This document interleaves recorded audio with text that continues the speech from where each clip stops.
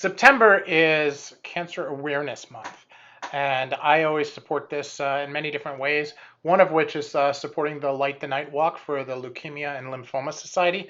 It's a great charity, and I will match up to $500, 10% of all donations that are made.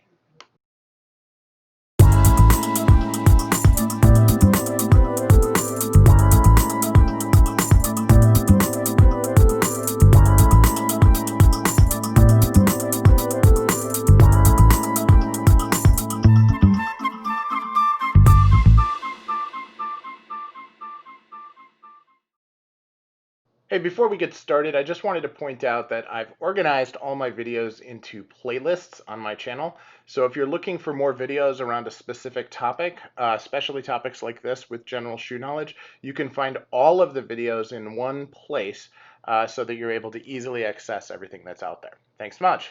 Welcome back, and today we're going to talk about a very cool pair of shoes. This is part of my emerging brands collection, and this is the Cobbler Union Alex. Now, I was first introduced to Cobbler Union on the board groups, like many of you, and was anxious to give them a try. When I first started looking, the styles and the designs were just a little bit different, and I mean different in a good way.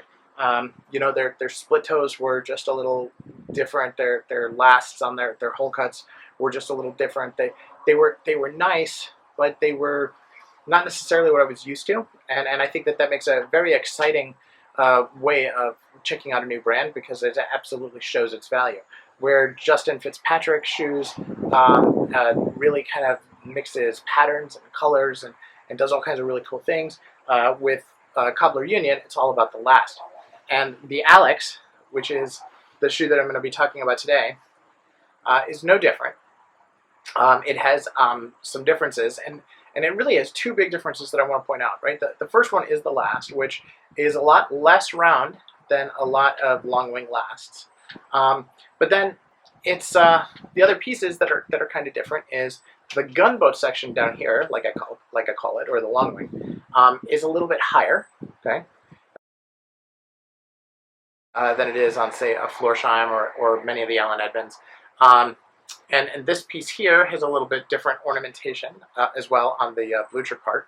And then the grain itself is also just really a fantastic pattern, right? And whenever you're looking at different patterns of grains, it's always fun to check it out, see how it looks and what it might look like. And this is no different, right? This brings a lot to it.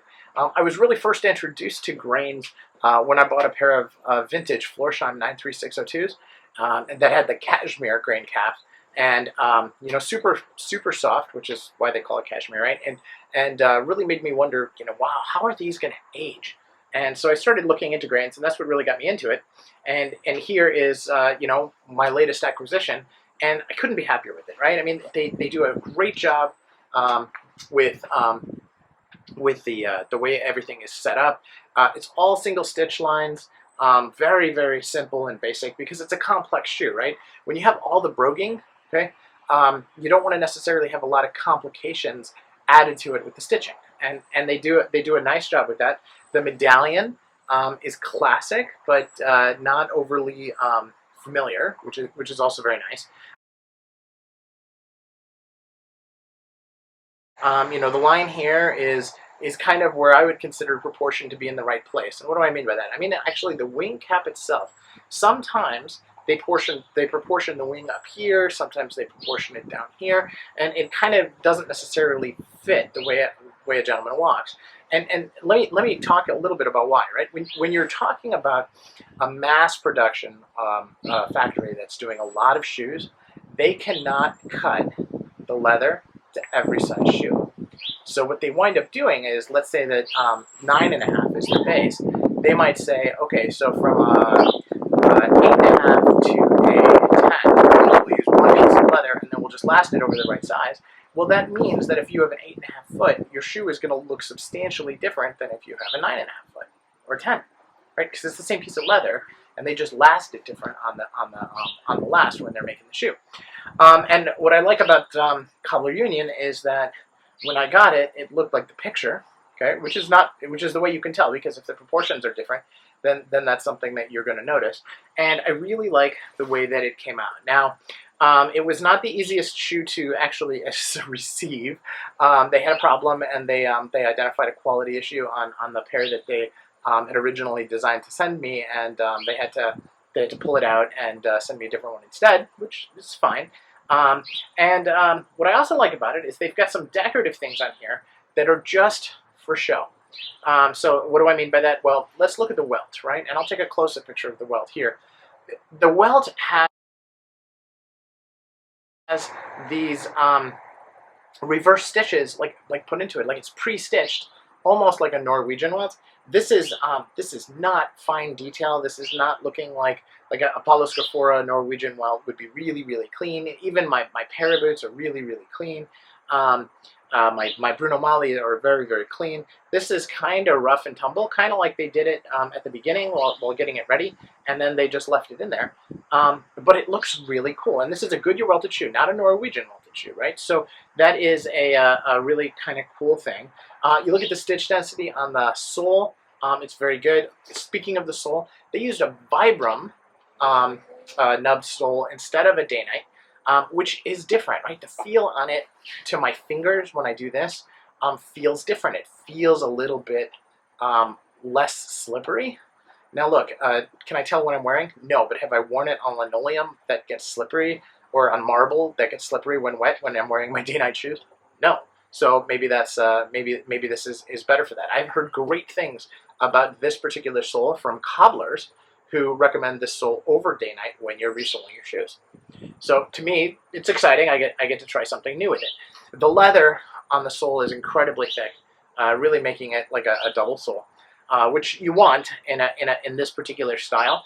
And and then because of the delays and so forth with the shipping, they included a pair of shoe trees, which was very nice. Something they didn't have to do, but again, great customer service. The communication from them was fantastic, even though it took a long time. They continued to reach out to me and respond to me when I had questions, and so I've been pretty happy with them overall. Now on the inside of the shoe, first of all, the lining is red, which is cool. I like that, and they have this beautiful heel pad, which really does absorb some cushion on the feet. Now I've worn these shoes. You can't tell from the sole because the sole really doesn't wear, which I think is another cool thing. So. Very, very interesting. From a fit perspective, these are a little on the long side, so they recommend taking a size shorter than you normally do, which I did. And the fit on them is exactly as I would have expected it to be. My foot just fit. So, so really good. Now, when we're talking about fit, and everybody asks me questions about fit all the time, it's hard to know when you're looking at a last or when you're looking at pictures how it's going to fit. One of the things that I'm going to do is I'm going to start a video where I actually take measurements inside the shoe and compare them to measurements of a foot. And my foot, because I don't have any others.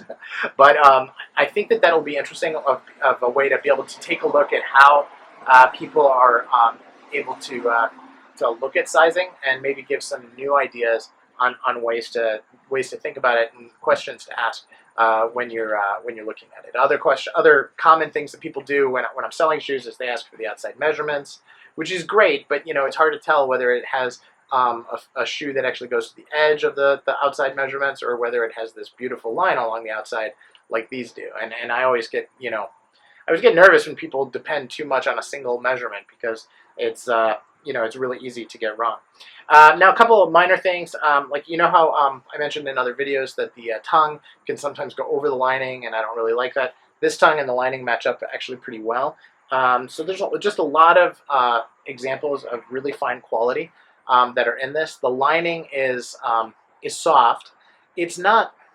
It doesn't feel like full grain leather. Okay, I want to be clear about that. Like my Crockett and Jones, it feels like the outside leather, and that's really, really uncommon, but this does feel like good quality, soft lining type leather. And so just for clarity there. And again, the stitch density, the work, the overall construction on the shoe, everything is what I would consider to be first rate. So, the cost on these, I think that they run around $400. I'll include the cost at the beginning, like I always do. But I definitely think it's worth it, and I'm anxious to try another shoe from Cobbler Union and see if they're consistent as many of the other brands are. So thank you so much.